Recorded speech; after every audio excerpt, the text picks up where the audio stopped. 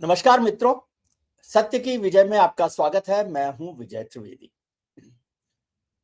अभी एक नक्सली की जो घटना हुई उसको लेकर देश भर में बड़ा हंगामा हुआ। एक इनामी नक्सली को मारा गया और हमारे जो होम मिनिस्टर साहब हैं अमित शाह साहब, वो तो काफी समय से कह रहे हैं कि अब हिंदुस्तान से नक्सल का जो आतंक है उसका नामो निशान खत्म हो जाएगा और उन्होंने उसकी डेडलाइन भी दे दी है, मार्च 2026। लेकिन हिडमा जो एक बड़ा नक्सली था, उसको मारे जाने के बाद काफी हंगामा हुआ। वो करोड़ रुपए का इनाम भी उस पर था। उसके बाद दिल्ली में अभी 2 दिन पहले एक प्रदर्शन हुआ, छात्रों ने प्रदर्शन किया। प्रदर्शन का कारण तो बताया गया था कि यहाँ दिल्ली की हवा खराब है, प्रदूषण हो रहा है, एक्यूआई बहुत बढ़ा हुआ है। ये बात भी ठीक है, लेकिन वहां जो लोग आए थे उन्होंने प्रदूषण से ज्यादा चिंता जाहिर की हिडमा को लेकर। और हिडमा को लेकर नारे लगाए गए, नक्सल को लेकर नारे लगाए गए। पुलिस ने काफी लोगों को अरेस्ट भी किया और बात हुई। उसके बाद काफी विवाद हुआ कि सरकार हवा की जो खराब हो रही है उसके बहाने को, उसके आरोप को मिटाने के लिए या खारिज करने के लिए इन लोगों को गिरफ्तार कर रही है। लेकिन वहां प्रदर्शनकारियों ने जो किया उसमें साफ था कि वो हिडमा के या नक्सल के सपोर्ट में वहां आए थे। हिंदुस्तान में नक्सल आंदोलन की या नक्सल मूवमेंट से जो नुकसान हुआ है, इस सब को निपटने वाले लोगों में से एक नाम है पूर्व डीजीपी, झारखंड की पूर्व डीजीपी निर्मल कौर साहब का। निर्मल कौर साहब को उस जमाने में जब वो ऑफिसर हुआ करती थी तो हंटर वाली कहा जाता था और उन्होंने नक्सल पर बड़ा एक मजबूत काम किया है। तो निर्मल जी हमारे साथ हैं। मैडम, आपका बहुत बहुत स्वागत है। नमस्कार। देश से एक बार चर्चा हो रही है, हालांकि होम मिनिस्टर साहब ने तो कहा है कि नक्सल को खत्म करके रहेंगे वो 2026 तक, मार्च 2026। अब तो बहुत कम समय बचा है। लेकिन दिल्ली में न केवल प्रदूषण की वजह से हवा खराब है, नक्सल को लेकर भी हो रही है। कैसे आप देखते हैं इसको? आपने तो इस लड़ाई को सीधे देखा है, लड़ा है। देखिए, जहाँ तक नक्सल की बात है, नक्सलिज़्म तो समाप्ति के कगार पर है, एकदम समाप्त प्राय है। आपने देखा कल भी कितने सारे लोगों ने आत्मसमर्पण किया। लोग जी। आत्मसमर्पण कर रहे हैं और उन्होंने कुछ एक भेजा भी है कि हम सब यूनिलैटरली आत्मसमर्पण।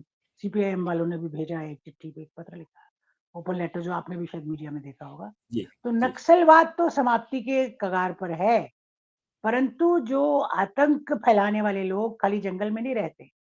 खाली गाँव वाले नहीं होते, खाली इस तरह की आइडियोलॉजी वाले नहीं होते।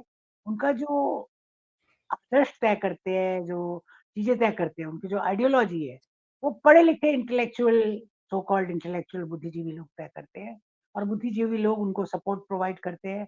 शहरों में रह के, चाहे वो कोर्ट्स में हो, चाहे वो आइडियोलॉजी की सपोर्ट हो, चाहे वो फंडिंग की सपोर्ट हो, चाहे एनजीओ के द्वारा पैसा इकट्ठा करके देने की सपोर्ट हो। बहुत सारी चीज़ें हैं जो कि ये इस तरह के लोग करते हैं, क्योंकि डायरेक्टली लड़ाई में नहीं, जो कभी जंगल नहीं जा सकते, पहाड़ नहीं चढ़ सकते, जो वो रफ लाइफ नहीं जी सकते, जो कि गाँव में रहने पे, जंगलों में रहने पे आपको जीनी पड़ती है। परंतु वो लोग इसका एक तरह से आप कह सकते हैं बैकबोन है, आधार है।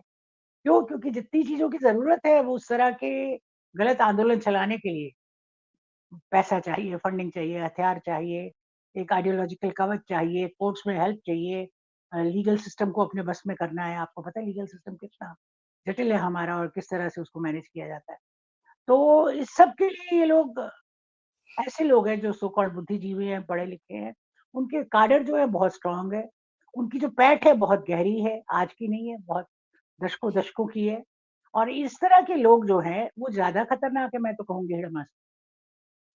हिड़मा खतरनाक था, खूंखार था, हिंसक था, सब कुछ था। बहुत लोगों को मारा, सैकड़ों पुलिसकर्मियों को मारा, सैकड़ों सिविलियंस को मारा।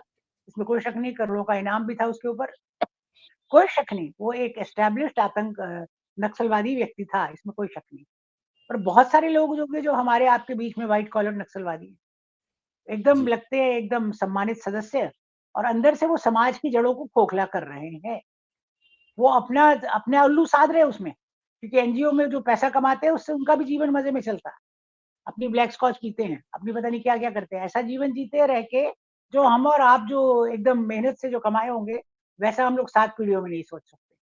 ये लोग एनजीओ की फंडिंग के नाम पे या किसी और के नाम पे पॉलिटिकल पार्टीज़ इन्हें सपोर्ट करती है। कल का देख लीजिए, पेपर स्प्रे कहाँ से आया बच्चों के पास? पेपर स्प्रे तो अपराधियों पे किया जाता है।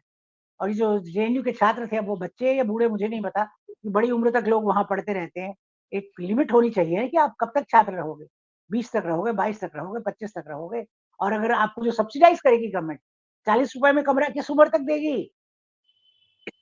आप 35 साल के आप रिसर्च कर रहे हैं वहाँ।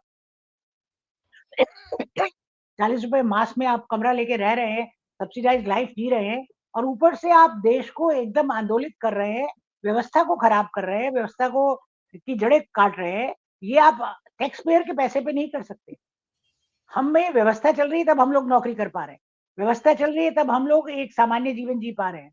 व्यवस्था चल रही है तभी हम लोग जितने भी आर्थिक, सामाजिक, राजनीतिक जितने भी आप काम करते हैं, उनके लिए सबसे पहले आपको चाहिए व्यवस्था, कानून की व्यवस्था, rule of law.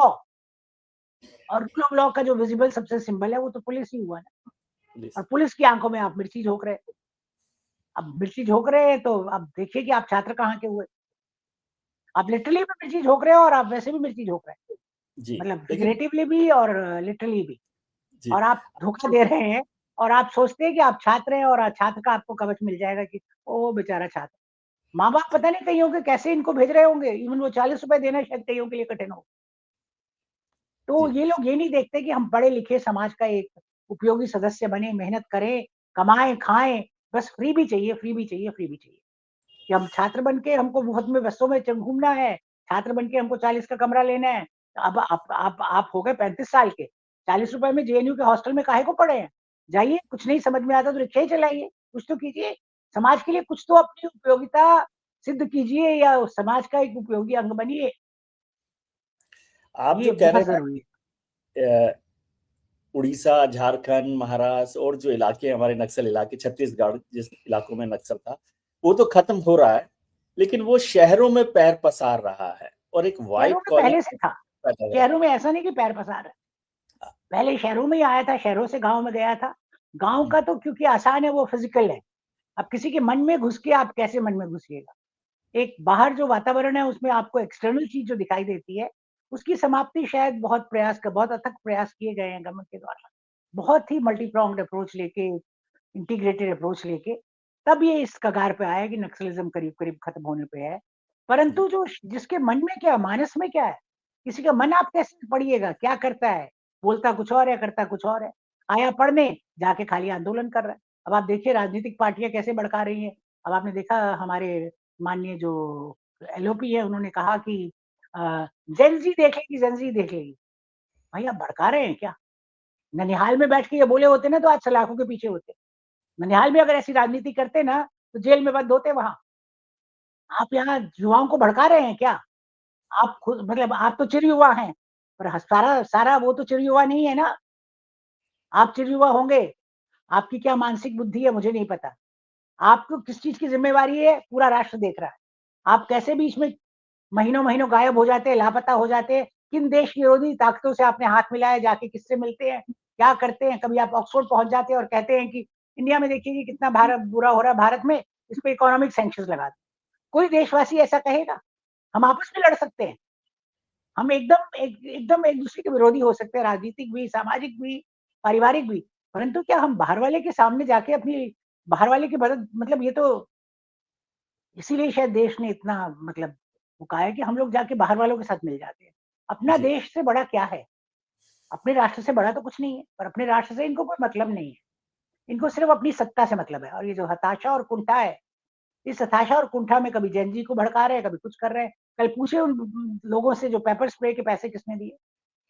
Paper spray तो रेप वगैरह के लिए रखा जाता है ना, लड़कियाँ बैग में रखती हैं, कि कभी जी, आपको कोई मनचला मिल जाए, कभी कोई ऐसी कोई बहुत बड़ी मुसीबत आ जाए, तब आप पेपर स्प्रे यूज़ कीजिए। आप एक प्रदर्शन में खुलेआम प्रदर्शन जिसको कि आपने अनुमति कुछ और कह के माँगी थी और बोलने लगे कुछ और जब आपने पुलिस तो अपनी कानूनी कार्रवाई कर रही है, पुलिस ने तो ऐसा कुछ नहीं किया था कि इनको कुछ ऐसा किया हो। आप पुलिस की आँखों में मिर्ची झोंकने में लगे। इनको लगा कि आज तक जो हम मिर्ची झोंकते आए हैं वो काफ़ी नहीं है इसलिए एक बार फिज़िकल मिर्ची भी झोंक दी जाए। तो मुझे लगता है कि संज्ञान लिया है अदालतों ने और हम समझते जी, हैं कि जो हमारी जो कानून व्यवस्था है, हमारा जो जस्टिस सिस्टम है जिसमें सबसे शीर्ष पर अदालतें हैं, वो भी इसका संज्ञान लेंगी और इस बात को पूरी तरह समझेगी कि ये लोग छात्र नहीं है, छात्र के भेष में ये लोग भेड़िए हैं, देश को अस्थिर करने वाली ताकतें हैं, ये मात्र छात्र नहीं है ये, बिल्कुल भी छात्र नहीं है। जी। और लेकिन इनके माता-पिता को भी शायद पता नहीं कि ये पढ़ने गए हैं या क्या करने गए हैं। समाज को भी तो सामने आना चाहिए, जी, समाज भी तो सामने नहीं आता, हम लोग सब एब्डिकेट करके बैठे हैं, कि किसी और का काम है देश को ठीक करना। अरे मेरा और आपका भी तो है, अगर मेरे सामने कोई बच्चे ऐसे कर रहे हैं, वो भी मेरे ही बच्चे हैं, बच्चे तो सबके साझे होते हैं। मेरा काम है उनको समझाना, ज़रूरत पड़े तो 2 थप्पड़ भी लगाना, कि बच्चों क्या कर रहे हो? तुम पढ़ने आए थे, तुम्हारे माँ-बाप क्या कर रहे हैं, किस तरह से पैसा बचाते होंगे, किस तरह उनकी सारी उम्मीदें भविष्य की तुम्हारे ऊपर टिकी हुई हैं और तुम लोग क्या कर रहे हो? कुछ नहीं कर रहे हो। तो ये जो है ना, ये जो जेन ज़ी को भड़काने वाली बात है, ये बहुत ही मुखर होके आजकल लोग बोल रहे हैं कि जो नेपाल में हुआ होगा, जो बांग्लादेश में हुआ होगा। भाई क्या तुम उस तरह से जी रहे हो जिस तरह लोग बांग्लादेश में जीते थे? मैम सब ऐसा होता है सुविधाएँ ना, आपके पास है। तो देश में या दुनिया भर में ज़्यादातर नौजवान ही करते हैं। ज़्यादातर आंदोलन चाहे कभी भी रहे हों, वो हुँ। आंदोलन बिना नौजवानों के, युवाओं के, छात्रों के तो होता नहीं है। तो तो आप जब आंदोलन करने के तो बहुत तरीके हैं देखिए। हम कौन-सा जी, कोई इतनी बड़ी तानाशाही है कि आपको आंदोलन से बदलनी पड़ेगी।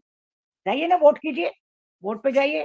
कोई और भी माध्यम है, प्रेशर ग्रुप बनाइए, लेख लिखिए पत्रिकाओं में, शांतिपूर्ण प्रदर्शन कीजिए और मतलब जो आप अनुमति लेते हैं, एक सीधा-साधा उच्च विचार वाले नागरिक बन के, आपको जो कहना है आप अपनी बात वोट से भी कह सकते हैं, आप अपनी बात गोली से भी कह सकते हैं, आप अपनी बात अखबार में लेख लिख के भी कह सकते हैं, आप अपनी बात कोई शांतिपूर्ण प्रदर्शन से भी कह सकते हैं। हिंसा क्या ज़रूरी है? इसलिए तो प्रजातंत्र में हिंसा का कोई स्थान नहीं। किसी के ऊपर मिर्ची, किसी की आँखों में झोंकना, फिज़िकली, लिटरली दोनों ही गलत है। और फिज़िकली झोंकना तो ये एकदम बहुत ओपन हिंसा है, एकदम खुलेआम हिंसा की उन लोगों ने और वो भी जो देश की कानून व्यवस्था के ज़िम्मेदार है। पुलिस वालों पे आप मिर्ची चला रहे हैं, मतलब ये छात्र क्या करते हैं मुझे नहीं मालूम और ये हिड़बा को ले आए, पॉल्यूशन के लिए आए। भैया पॉल्यूशन के तुम पर्सनली क्या करते हो? आते हैं ये लोग, प्रदर्शन करने आते हैं और इतनी सारी प्लास्टिक की बोतलें छोड़ जाते हैं। प्रदर्शन करने आते हैं, इतने सारे चम्मच छोड़ जाते हैं प्लास्टिक के, बैग छोड़ जाते हैं, पता नहीं क्या-क्या छोड़ जाते हैं। किसी ने आपको पानी मुफ्त में स्पॉन्सर किया होगा बट आपका ये ज़िम्मा तो बनता है कि जाते समय आप उस प्लास्टिक को ठिकाने लगाइए। वो भी तो एक तरह का पॉल्यूशन हुआ ना, आप वेस्ट मैनेजमेंट है। आपने की व्यक्तिगत ज़िम्मेवारी क्या है? कि आप कुछ भी करते रहे, कोई दूसरा आके उसको ठीक करेगा? ऐसा नहीं है। शहरों की तरफ भाग रहे हैं लोग, पॉल्यूशन के जो भी कारण है, चाहे पराली है, चाहे ज़्यादा वाहन है, आप इतने वाहन हो गए हैं, क्या कीजिएगा? वाहनों पे अंकुश लगाएँ, पब्लिक ट्रांसपोर्ट को एनकरेज करें। पराली जलाने पे तो बहुत सारे संसार ने सरकार इनिशिएटिव ले रही है सब तरफ की, उसको भी और करना चाहिए। पर पराली एकमात्र सॉल्यूशन नहीं, मतलब एकमात्र कारक भी नहीं है और एकमात्र सॉल्यूशन भी नहीं है पराली को लेकर। बहुत सारे कारक हैं और उनको एक मल्टी प्रोंग्ड अप्रोच लेनी होगी और ये समझना कि सरकार की ज़िम्मेवारी है सब कुछ करना, ये अपने आप में ही गलत है। हमें तो पता ही नहीं था कि ह्यूमन राइट क्या होते हैं, जब पुलिस में आए तो समझ आया कि मानव अधिकार भी क्या होता है। हमें तो ये बताया था कि बच्चा ये तुम्हारा कर्तव्य है, इतने बजे उठोगे, पढ़ोगे, ये करोगे, उससे मार भी खाओगे, अगर कभी किसी ने कह दिया, अच्छे नंबर नहीं आएँगे, 2 नंबर भी कम आएँगे तो क्यों कम आए? मतलब इस तरह के जो वातावरण जो बच्चों को पालने में एक अनुशासन था, वो लगता है आजकल नहीं है। ये छात्र लोग मतलब पहले मुट्ठी भर ऐसे लोग होते थे, जो कि एकदम जिसे हम लोग कहेंगे कि वेस्टर्न इन द सोसाइटी, जो वेस्टर्न एक अंग्रेजी शब्द है, हिंदी यस, में क्या यस। कहेंगे निकम्मे किस्म के लोग, निकम्मे। अब तो लगता है कि पूरा का पूरा आवा ही निकम्मा हो गया, पहले 2-4 ईंटें गलत निकलती थी, अब पूरा का पूरा जब वहाँ से निकलता है आवा, वो पूरा ही गड़बड़ ईंटों वाला निकलता है, क्या कीजिएगा आप? और जेएनयू इतनी प्रतिष्ठित यूनिवर्सिटी है, किस तरह से बनी है, सेंट्रल यूनिवर्सिटी है, एक मतलब बहुत अच्छी यूनिवर्सिटी मानी जाती है, आपको तो मतलब उपकृत फ़ील करना चाहिए कि हमारा इतना भाग्य था कि जेएनयू में हमें एडमिशन मिला, हम अच्छे से पढ़े, हम अपने देश का कल का जो है ना भविष्य अपने कंधों पे रखने की क्षमता रखें। वो इन छात्रों में है नहीं, ये तो राजनीति करेंगे। अब आप देखिए तो कहाँ से कहाँ पहुँच जाते हैं जेएनयू वाले। वो क्या कह रहे थे एक बार हम शर्मिंदा हैं कि तेरे कातिल ज़िंदा है, ये आतंकवादियों के बारे में। कभी बोलते हैं टुकड़े-टुकड़े कर देंगे। तो भाई तो अपने गाँव में बैठो ना, वहाँ बैठ के टुकड़े-टुकड़े करो। यहाँ आके सरकारी व्यवस्था पे, सरकारी तंत्र पे, सरकार की चीज़ों से राज करते हुए, आप लोग देश के टुकड़े-टुकड़े करने आए हैं क्या? आपको चाहिए कि किस तरह हम अपने राष्ट्र को और सुदृढ़ बनाएँ, राष्ट्र निर्माण किस तरह करें? इनका इनका चरित्र ही ठीक नहीं है। जब शुरू में इनका चरित्र निर्माण ठीक से नहीं हुआ, तो वो चरित्र अब 25 साल की उम्र में तो कोई चरित्र बनाएगा नहीं। चरित्र तो जो बनना होता है, जो व्यक्ति बनना होता है, जो एथिकल सोच होती है, वो बहुत पहले बन जाती है। कहते हैं ना छठी माता आके छठे दिन भाग्य लिखती है कि जी। नहीं? इनके भाग्य में ही शायद छठी माता निकम्मापन लिख गई होगी और शुरू के नहीं तो 6 साल आप माता-पिता ने भी जेएनयू पर आप भी सवाल खड़े कर रहे हैं, बहुत सारे लोग बीजेपी और पॉलिटिकल लोग जो है नहीं सवाल मैं मेरे को जेएनयू मतलब एक अच्छी शैक्षणिक संस्था है, ये सच है। परंतु राजनीति में जिस तरह का वहाँ पर है, राजनीति का प्रकोप, वो एक शैक्षणिक संस्था के लिए अच्छा नहीं है। वो भी एक टॉप मतलब देश की मेरे ख्याल से one of the leading universities है। एकदम उच्च स्तर की यूनिवर्सिटी है। तो कुछ पढ़ना-लिखना भी चाहिए। पढ़ने-लिखने आए हो भाई घर से, प्रदर्शन कभी किया तो ठीक है। पर ये चालाकी, होशियारी और उसको एकदम पेपर स्प्रे लेके जाना पुलिस की आँखों में, मतलब ये उनके मन में ही चोर था। वो गए ही गलत विचार से थे। वो गए इसलिए थे कि वो शायद थोड़ी बहुत चिंगारी लगाए, आग भड़ जाए शायद। क्योंकि उनकी नीयत यही है जो इनके आका हैं कि बांग्लादेश और नेपाल की तरह यहाँ आंदोलन कर। जी। तो मैम जनता ये ने तो जवाब दिया ना वोट से। अभी देखिए बिहार में भी दिया, युवाओं ने भी दिया। जी। मैम ये जो बात आप कह रही हैं कि नक्सल का वहाँ पर तो खात्मा हो गया है, शहरों में हो रहा है, तो सरकार को कोई एक नई नीति या कुछ फैसला कुछ अलग तरीके का करना पड़ेगा कि जो व्हाइट कॉलर नक्सल जो कह रहे हो आप, उसके लिए अर्बन क्या होगा? नक्सल कहा ये जाता है। यहाँ खत्म हो गया, तो कैसे खत्म होगा यहाँ? देखिए ये तो लोगों को अपने विचारों को ठीक करना होगा। आपने क्या किया? आपके तो सारे हिस्टोरियन लेफ्टिस्ट, आपके सारे एकेडमिशियन लेफ्टिस्ट देख लीजिए, क्या हुआ? जब स्वतंत्रता मिली, तो मुस्लिम लीग वालों ने कहा हमें पाकिस्तान चाहिए। फिर लियाकत अली को छोड़ के कोई पाकिस्तान गया भी नहीं, सब के सब यहीं रह गए और उसके बाद रह गए और उसके बाद थोड़ा डिफेंसिव थे ही शुरू में 1-2 साल। पर मेरे ख्याल से 67 या उससे भी पहले, जब वो आईयूएमएल जो केरला में, जब नंबूदिरी पाक की सरकार को गिराने के लिए मुस्लिम लीग की सपोर्ट ली गई, उनका समर्थन लिया गया, तब से इनमें बहुत दबंगई आनी शुरू हो गई कि हम तो वोट दे रहे हैं, हम तो वोट की राजनीति करने लगे। और हमारी जो प्रजातंत्र है उसका इस्तेमाल करके हमारे प्रजातंत्र को खत्म करने लगे। कैसे? क्योंकि प्रजातंत्र कहता है, जैसे कांशीराम जी ने कहा, जिसकी इतनी जितनी संख्या भारी है उसकी उतनी हिस्सेदारी। आप अपनी संख्या भारी किए जा रहे हैं और संख्या में कोई विभाजन है नहीं। हर जगह आपको वोट आप एक ग्रुप की तरह देते हैं, एक ब्लॉक की तरह देते हैं, हर जगह देखिए। और शुरू में आप सो कॉल्ड सेक्युलर पार्टीज को सपोर्ट करते हैं और धीरे-धीरे आपकी जब अपनी बहुत पकड़ बन जाती है, जैसा अभी आपने बिहार में देखा सीमांत क्षेत्रों में, तब आप प्योरली उस तरह की पार्टीज में आ जाते हैं जो कि आपके रिप्रेजेंटेटिव है, एकदम निष्ठ पार्टीज है, कम्युनल रिप्रेजेंटेशन पे जो बनी हुई है।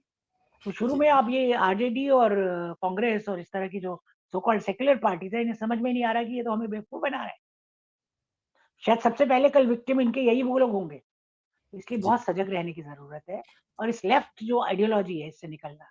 अब ये इरफान हबीब और रोमिला थापर, इन्होंने पीढ़ियाँ हमारी बर्बाद कर दी, पीढ़ियाँ बर्बाद कर दी।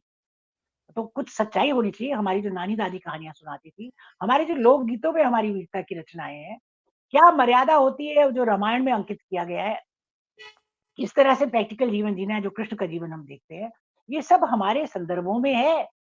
और हमको पता, हम हमारे लिए तो इतने अच्छे मार्गदर्शक पड़े हुए हैं, और हम लोग उनसे मार्गदर्शन लेके अगर कार्ल मार्क्स से लेंगे, अब मैं तो कहती हूँ मार्क्स अगर आ जाए ना आज यहाँ भारतवर्ष में, जेएनयू में अगर मार्क्स घूमता मिले, वो कहेगा ये लोग हैं कौन? वो तो पहचानने से इनकार कर देगा कि ये लेफ्टिस्ट है। ये मार्क्स अगर आप असल में पढ़े, मार्क्स ने ये नहीं चाहा था। मार्क्स नहीं, मार्क्स तो अपनी कब्र में लोट-पोट हो रहा होगा। ये लोग कौन है जो मेरा नाम ले लेके मार्क्सिज्म और लेफ्टिज्म के बहाने मना रहे हैं? जी, मार्क्स को अगर आप अच्छे से पढ़िए, आपने पढ़ा होगा निश्चित, जी, तो मार्क्स के फॉलोअर भी ये नहीं है। मार्क्स तो खुद परेशान होगा इनसे कब्रों में बैठा भी। जी। मैम अभी पिछले दिनों पिछले हफ्ते ही एक बड़ी चिट्ठी आई जो इंटेलेक्ट्स ने लिखी, ओपन लेटर, 272 उस पे सिग्नेटरीज है, उसमें आप भी हैं, आपका साइन ऊपर ही है, जस्टिस ढींगरा के साथ। क्या ज़रूरत पड़ी कि एक ओपन लेटर लिखा जाए इसके लिए कि जिसमें ऐसा लग रहा हो, आपको लग रहा है कि लोकतंत्र खतरे में आ गया? लोकतंत्र खतरे में, देखिए लोकतंत्र क्या है? लोकतंत्र है कि प्रजा वोट से तख्ता पलट होगा। यही ना लोकतंत्र है? कि जी, ऐसा तख्ता पलट नहीं होगा कि एक दिन आर्मी ने डिसाइड कर दिया पाकिस्तान की तरह तख्ता पलट हो गया। या छात्रों ने डिसाइड कर दिया सड़कों पे निकल आए पेपर स्प्रे लेके और तख्ता पलट हो गया। वोट से आप पलटिए, यू आर वेलकम। भारत में देखिए कितनी बार तख्ता पलट हुआ, इंदिरा गांधी कितनी स्ट्रांग मानी जाती है। उनको हराया गया है ना वोट के द्वारा। बहुत सारी बार ऐसे तख्ता पलट हुआ है पर वो वोट के द्वारा हुआ। यही प्रजातंत्र है। एक सरकार आएगी, दूसरी जाएगी, एक पार्टी जाएगी, दूसरी आएगी। ये तो चलता रहेगा और ये एक सतत प्रक्रिया रहेगी। इसमें ऐसे नहीं कि खून बहाए जाएँगे, इसमें ऐसा नहीं कि हिंसा होगी, जो कि वायलेंट आंदोलनों में होती है। ऐसा कुछ नहीं है। तो ये जो चिट्ठी लिखने, और प्रजातंत्र किस पे निर्भर करता है? प्रजातंत्र आपके इंस्टीट्यूशंस पे डिपेंड करता है। आप मीडिया कितने सजग है, उसपे प्रजातंत्र डिपेंड करता है। हमारी कोर्ट्स कितनी सजग हैं, कितने अच्छे से फैसले ले रही हैं, अगर कुछ मतलब किस तरह से वो करती हैं, उस पे डिपेंड करता है। हमारे सबसे बड़ा हमारा इलेक्शन कमीशन है। ऐसे कई संस्थाएँ हैं जो कि प्रजातंत्र को बनाए रखती हैं। अगर आज हमारा प्रजातंत्र डायनामिक है, वाइब्रेंट है, रोबस्ट है, तो उसके पीछे ये सभी संस्थाएँ हैं। मीडिया की भी बहुत अहम भूमिका है, बहुत सारे लोगों की भूमिका है। दीज़ आर द इंडिकेटर्स, ये वो है चीज़ें जो दिखाती है कि एक वाइब्रेंट डेमोक्रेसी है हमारी, एक स्पंदनशील डेमोक्रेसी है, रिस्पॉन्सिव है। जैसे-जैसे परिवर्तन होते हैं, जनता के मन-मानस में भी परिवर्तन होता है। तो अगर आप संस्थाओं को अटैक करना देखिए, मैं और आप रहे ना रहे, कांग्रेस पार्टी रहे ना रहे, बीजेपी रहे ना रहे, पर हमारी संस्थाएँ ज़रूर रहनी चाहिए। संस्थाएँ लॉन्ग टर्म चीज़ें हैं। हमारी जो इंस्टीट्यूशंस है, वही समाज है। समाज क्या है? हमारी आइडियोलॉजी क्या है? हमारे कल्चर को कौन डिसाइड कर रहा है? हमारी व्यवस्था को कौन डिसाइड कर रहा है? हमारी आर्थिक चीज़ों को कौन डिसाइड कर रहा है? हमारे राजनीतिक उसको कौन डिसाइड कर रहा है? हमारी संस्थाएँ। तो जब आप संस्थाओं के विरोध में एकदम कुंठा और हताशा से भरे अनर्गल आरोप लगाइएगा और संस्थाओं को डिवैल्यू कीजिएगा और कहिएगा कि जैन जी आइए जी, पलटिए यहाँ तलखा। यही ना कह रहे हो, जैन जी को आह्वान कर रहे हैं और संस्थाओं पे आरोप लगा रहे हैं कि वोट चोरी हो गया, वोट चोरी हो गया, वोट चोरी हो गया, बीएलओ सुसाइड कर लिया, बीएलओ सुसाइड कर लिया। आप देखिए, हेरोक्लिटस ने कहा है ना कि you can not step into the same river twice. आज आप चुनाव कराएँ और 15 दिन बाद कराएँ, आपकी वोटर लिस्ट बदली होगी। तो बहुत सारे लोग 15 दिन तक जो आप कट ऑफ डेट देंगे, तब तक वो 18 के हो चुके होंगे। कई लोग मर भी चुके होंगे। कई लोग शायद पलायन कर चुके हों, कई लोग शायद उस लोकेलिटी में आके बस गए हों। तो वोटर लिस्टों का रिवीजन तो एक सतत प्रक्रिया है। ये एक सतत है और पहले भी हुई है, पहली बार नहीं हुई है।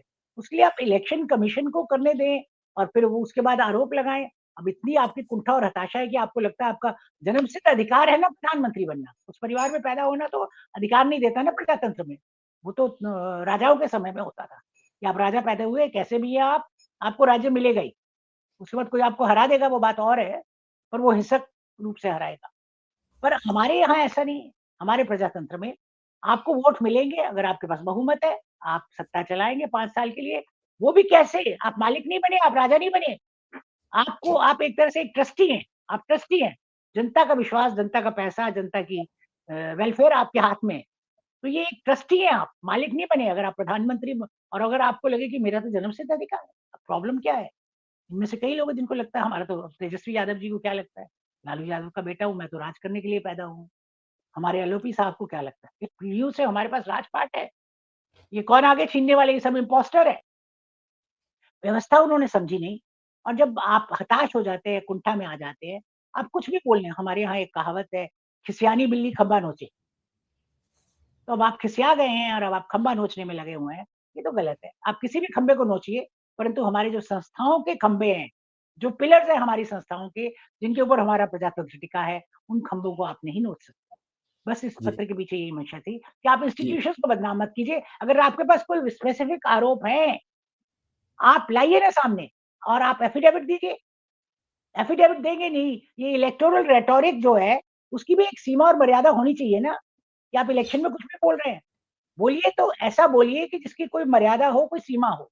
आप इलेक्शन कमीशन पे अनर्गल आरोप लगा रहे हैं, आप जुडिशरी पे अनर्गल आरोप लगा रहे हैं, आप मीडिया पे अनर्गल आरोप लगा रहे हैं, किसी पे भी वो अनर्गल आरोप लगा देंगे। ये तो खरीदा गया, ये तो ये किया, ये तो ये हुआ, ये तो वोट चोरी हुई है, ये तो प्रोग्राम खरीदे गए, ये तो वोट खरीदे गए। इस तरह की जब आप बातें करते हैं, वो गलत होता जी। लेकिन है। मैम एक कुछ लोगों ने कहा कि जैसे इसमें 272 लोगों ने साइन किए हैं, अलग-अलग लोग हैं, जजेस हैं, पुलिस ऑफिसर्स हैं, ब्यूरोक्रेट्स हैं, हमारे डिप्लोमैट्स भी हैं, फौज के लोग भी हैं। जी, लेकिन एक तो इसमें कोई चुनाव पर आपने जितनी चर्चा की, कोई पूर्व चुनाव आयुक्त नहीं है। लेकिन मोटा आरोप ये लगा कि ये एक सरकार को कवर फायर देने के लिए कुछ लोगों को इकट्ठा किया गया सरकार की तरफ से और उन्होंने ये चिट्ठी बना दी। देखिए ये जो लोग हैं पावरफुल लोग नहीं है, सब रिटायर्ड लोग हैं मेरी तरह। इनकी कोई लॉबी नहीं है, इनका कोई कोई सड़क पे उतरने वाले लोग नहीं है ये। कवर फायर की सरकार को ज़रूरत नहीं है। ये तो क्योंकि जो कॉन्शियस वाले लोग हैं, जिनके अंदर से अंतरात्मा कचोटती है, लोगों को लगता है कि मेरे देश में क्या हो रहा है, आखिर इस देश का हमने नमक खाया है। इस देश की व्यवस्था ने अब मैं रिफ्यूजियों के परिवार से आती हूँ। मुझे एक आईपीएस बनाया, इतना मान-सम्मान दिया, इतनी प्रतिष्ठा दी, इतना अच्छा मतलब जीवन बिताए, क्वालिटी ऑफ लाइफ दी, समाज में एक रिकॉग्निशन दिया। हमारी व्यवस्था अच्छी थी तभी ना। अगर आईपीएस के बेटे को ही आईपीएस मिलना होता तो मुझे कभी नहीं मिलता।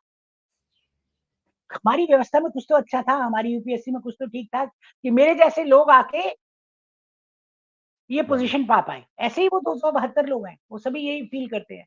इस व्यवस्था जो है, जिसमें एक मेरिट का स्थान है, जो मेरिटोक्रेसी है, या उसको हमें बनाए रखना। आज हम आरोप लगाएँ अनर्गल, कल को जो आपकी चमचागिरी करे उसको आप आईएएस, आईपीएस बना दें, ये तो गलत होगा। या जज बना दें या कुछ कर दें। आप देखिए जुडिशरी के भी लोग हैं, डिप्लोमैट्स हैं, अच्छा, डिप्लोमैट्स तो होना ज़रूरी है, क्योंकि आप देखिए विदेश नीति में ये क्या क्या कर रहे हैं। मतलब जिस तरह से विदेश नीति की आलोचना करते हैं, जिस तरह से करते हैं, भाई तुम्हारा भी समय आएगा, जीत लो तुम भी हस्टिंग्स में जाके, इलेक्शन में जाके जीत लो, तुम्हारा भी समय आएगा, सबका समय आता है। जब विदेश नीति आपके हाथ में थी, आपने क्या-क्या किया, वो भी किसी से छिपा हुआ नहीं है। जब सत्ता आपके हाथ में थी तो क्या-क्या हुआ, जुडिशरी के साथ क्या हुआ, किस तरह के क्या हुआ, क्या नहीं। तो आप जो पूरने पा गए हैं ना, पूरने पा गए, जब हम छोटे थे ना तो तख्ती पे लिखा करते थे। तो पहले उसमें कच्चा लिखा जाता था, जिसको हमारे पंजाबी में बोलते हैं पूरने पा गए। तो आपने तो वो लाइनें ड्रॉ कर दी, पूरने पा गए, जिसका हिंदी में क्या ट्रांसलेशन होगा मुझे नहीं पता। उस जी, पूरने पे बाकी लोग नहीं चलना चाह रहे, फिर भी आप आरोप लगा रहे हैं कि हमारे ये नक्शे कदम पे चल रहे हैं जो गलत। क्योंकि प्रोजेक्शन एक बहुत बड़ी डिफेंस होती है साइकोलॉजी में। जो ये खुद है वो दूसरों को समझते हैं। जी, इनको जी, मेरिट, इनको मतलब उचित क्या है, अनुचित क्या है, उसका ज्ञान नहीं है, उसकी परवाह भी नहीं है और ज्ञान लेना भी नहीं। और सबसे जी, बड़ी बात तो मैं तो ये कहती हूँ कि राष्ट्र में ऐसे आदमी को टोटली रिजेक्ट कर देना चाहिए, चाहे वो कितना भी वो हो, जिसके बारे में आपको कुछ पता ही नहीं है कि वो जाता कहाँ महीनों-महीनों, वो करता क्या है, किससे मिलता है, कौन-सी देश विरोधी ताकतों के साथ वो मिला हुआ है, किस चीज़ में वो शामिल है। देखिए आप अगर एसपी भी है, एसपी तो छोड़िए, अगर मैम आप कांस्टेबल भी है सरकार ना। को पता होगा ना, ये तो सरकार जी, को पता होगा, विपक्ष के नेता के बारे में सरकार को नहीं पता कि कहाँ देखिए रहते हैं। देखिए हमने उनको निमंत्रण नहीं दिया था कि आइए और आप आके चुनाव लड़िए, आप एक राजनीति कॉन्स्टिट्यूशन पोस्ट पे बैठिए, बैठ गए, तो आपके पास प्राइवेसी नाम की कोई चीज़ नहीं है। प्राइवेसी वही होती है ना कि मेरा हक है, मैं कहीं भी जाऊँ, किसी से मिलूँ, तुम्हें क्या? पर जब आप एक आपने वॉलंटरीली अपनी इच्छा से अपनी प्राइवेसी का त्याग किया है, आप एक पब्लिक लाइफ में आ गए तो आपकी कौन-सी प्राइवेसी? आप प्राइवेसी भी चाहते हैं कि मैं कुछ भी कर सकता हूँ, और आप राजनीतिक सत्ता भी चाहते हैं, दोनों चीज़ें साथ-साथ नहीं चलती। राजा क्या खाता है, इवन इवन कांस्टेबल, हमारा बीट कांस्टेबल क्या खाता है? लोग कई बार आके बताते हैं कि भैया वो तो ऐसे खा रहा है। हमारे एक डीएसपी साहब थे, लौकी खा के रह गए 2 साल। लोग सब जानते थे कि ये तो लौकी खाता है, बड़े ईमानदार डीएसपी थे। और वो ₹2 किलो लौकी होती थी उन दिनों, तो 1 किलो लौकी रोज़ खा के कच्ची खा जाते थे। तो परिवार से कहीं दूर रहते थे, उतना मतलब पुलिस की तनख्वाहें पहले बहुत कम थी। तो सब लोग जानते थे ये तो लौकी खाता है। भिंडी बनी है, थाना में क्या हो रहा है, क्या नहीं हो रहा, बीट कांस्टेबल कहाँ जा रहा है, क्या कर रहा है, सब जनता को पता है। तो आप तो बहुत बड़े संवैधानिक पद पे, आपको अपने वेयर अबाउट्स ज़ाहिर रखने ज़ाहिर चाहिए। चुपचाप ये नहीं कहीं गए, वहाँ से कहीं और निकल गए, और आप इलेक्शन चुनाव करते-करते आप भटक गए, फिर चले गए, और जब लौटे तो आपने अनर्गल आरोप लगाने शुरू कर दिए, क्योंकि आपको खाली पब्लिसिटी चाहिए। भई फैक्ट से कोई तो नाता रखो। एक बड़े ये भी कहते थे कि चमड़े की ज़ुबान है, हिल गई। अरे अगर आपकी ज़ुबान हिल गई, उसके पीछे कोई ज़िम्मेवारी भी तो रखो। कुछ भी बोल दिया आपने, कैसे ज़िम्मेवारी उसकी पूरी होगी?